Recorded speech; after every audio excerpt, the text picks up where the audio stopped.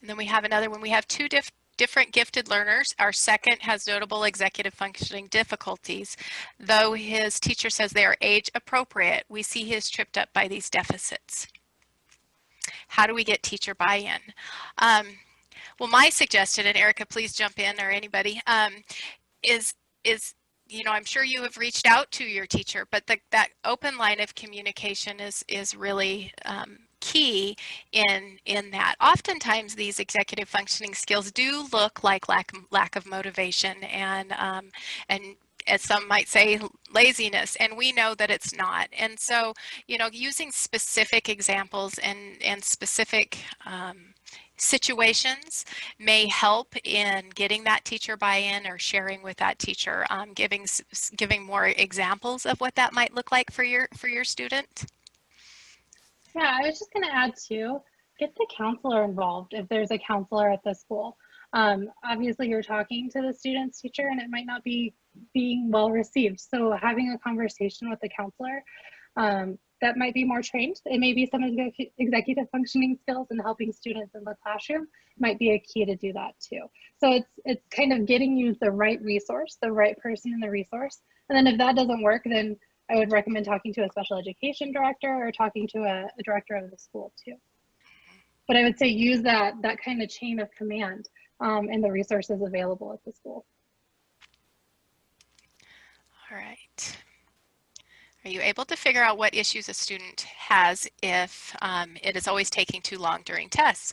Not necessarily specifically. We can do some trial and error and see if extra time might help. Talking to the student, what's happening? Do you have some test anxiety? Those sort of things in helping. Maybe it's a processing issue. If we're seeing it a lot in not just tests but all assignments over time and in multiple areas, it might be something that we want to address more comprehensively and looking at in whether they might need a plan. But always including the student. When I develop plans and when I'm talking, I always include them because they are their best cheerleader and able to best tell me what's going on. So that's a suggestion for me. Yeah, and I was just going to say, I think sometimes those things, they aren't very hidden. Yeah. So if it's something that a student really is struggling with, we're going to find out pretty fast, to be quite frank. And I think that comes in with regular check-ins with teachers, with counselors, with Christy. We're pretty well versed in our students and areas of strength and growth too. And this next question for me, do I meet personally with a student who's not on an IEP for executive functioning deficits? I can help any student in our school. I spend a lot of time with our students who are on 504 plans or on IEPs, but I'm here as a support to all students. So if we, have a small group of students or whatever who just need supports, I'm definitely able to help them. I would not help them if I was in a room when somebody needed help. And then flexibility for homeschooled students. So definitely those same things that we've talked about is keeping things organized and structured, even though it isn't a flexible schedule. Having a schedule, having expectations clearly outlined, like this is when we're going to be doing school time and this is where we're going to do playtime. And it doesn't need to be as in depth as, for an older student if this is an 8-year-old, but making things as consistent as possible, as structured as possible. Even though it's flexible, there's still things that have to be done, and working with people to develop those schedules. It could be a visual schedule, it could be setting timers like we talked about. Did you have anything to add?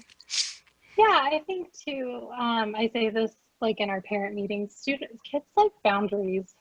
Even if they're profoundly gifted and they want to stretch things and expand, they want to know where things are at, where boundaries are at, and they want to know who's setting those. So I think it's okay to model that for students in the house and just show like, all right, it's time to start your homework. And maybe if it's a bad morning, like you don't have to fight it, but maybe work it out. Maybe afternoons are better. Really play into the student's strength and what works for them and their schedule, and ask for their voice in creating that too. Even at 8-year-olds, 8 years old, I think a student can say, I don't function super well at 8 o'clock in the morning. Like, I don't want to do my reading then. And I think that's okay in a homeschool environment. It's a little bit harder in a school environment, brick and mortar school or online learning, but it's important for a student to be able to voice that and become that self-advocate that we mentioned too. Mm-hmm. They still have to do their reading. It just might not be at 8 o'clock in the morning. Do you want to touch this one, Erica? Yeah. How do you get students motivated to practice their skills? That's a good question, and I think it's just different for every student. There's going to be some students who have that high intrinsic motivation and just want to master things on their own and might even find it hard to ask for help. There's obviously those students who have more external motivation, where maybe they're going to be motivated by seeing a test score increase if they improve their study skills. Maybe they'll see that they have more time in the day if they're taking notes during class and not having to go back and watch a recording. I think that really finding out what motivates a student, what makes them tick, and then using that to help guide why they're doing these skills. So it might be you have more time in the day to go practice swimming or your instrument or whatever it happens to be if you can check things off your list and do well on them. We've had students who just needed a checklist and they just checked everything off but didn't end up doing the work or didn't end up doing the work well. So there's some self-regulation in there too. But I think finding what's motivating them, what drives them, what they're looking forward to if it's not the schoolwork, and showing the advantages of using those tools and the skills, I think it will be really helpful and motivational for students to see how much they gain just by using a little bit more time or a little bit more planning. There's usually a lot of reward in that. Yeah.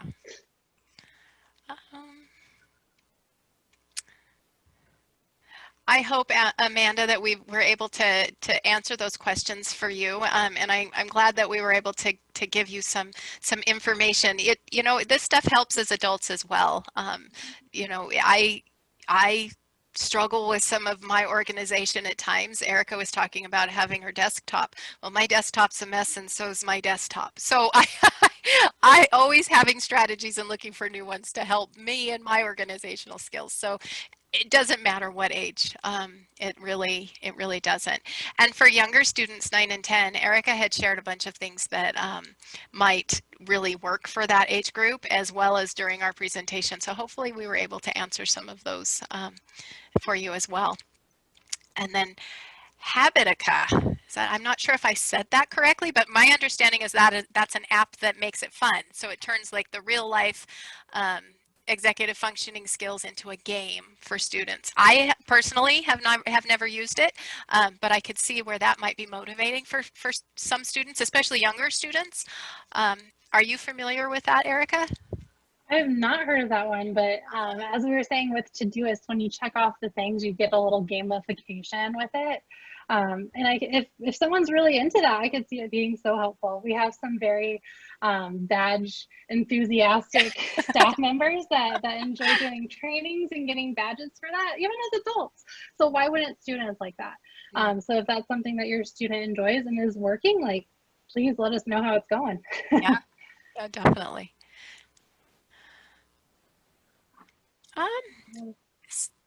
So in working with your student, it absolutely, I mean, working together helps you be able to practice those skills with each other.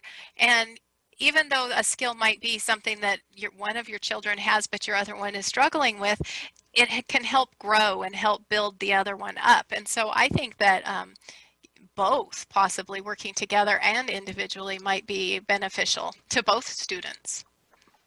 For sure.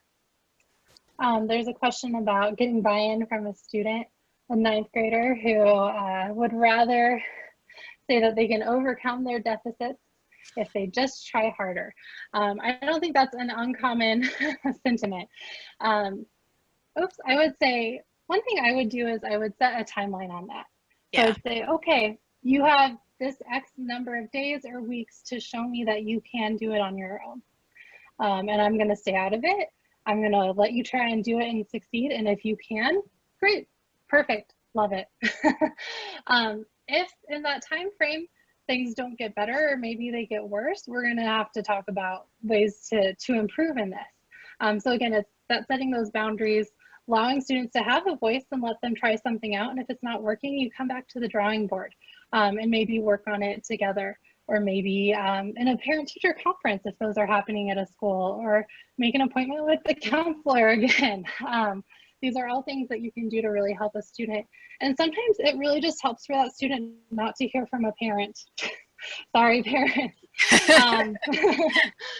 But sometimes just hearing another maybe adult that's more bipartisan in the situation, or even hearing from a friend, like that student example I showed you. That student would be happy to talk to someone who is struggling with how to organize things. So if that person has a friend who is doing well, they can also learn from that friend and ask for advice as well. But I would just set a time limit on how long they can try on their own, or try harder.